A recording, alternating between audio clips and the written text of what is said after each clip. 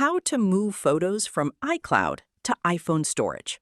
Here's the easiest way to download all of your original photos and videos. First, open the Settings app on your iPhone and tap your Apple account at the top. Select iCloud, then check your iCloud storage to see how much space your photos are using. Next, go back to Settings page. Tap on General, then tap on iPhone storage. Make sure your iPhone has enough free space to store all of your photos and videos. If your available storage is lower than the size of your iCloud photo library, you'll need to free up some space before continuing.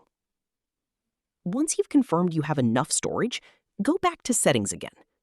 Tap Apple account at the top, then tap on iCloud and select Photos. If you're using a newer version of iOS, you'll see the Download and Keep Originals option on this screen. Since I'm using an older iOS version, this option isn't available on my device. I'll show you a screenshot so you can see exactly where it's located. Once you find it on your iPhone, simply tap Download and Keep Originals to start downloading your original photos and videos to your device. If you want your photos to remain only on your iPhone going forward, return to the same screen and turn off Sync this iPhone.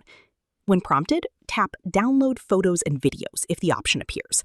This ensures your originals are saved on your device before iCloud syncing is disabled. After the download is complete, verify that your photos are available in the Photos app before deleting anything from iCloud. This helps prevent accidental data loss. If this tutorial helped you, don't forget to like this video, subscribe to the channel, and check out more iPhone tips and how-to guides.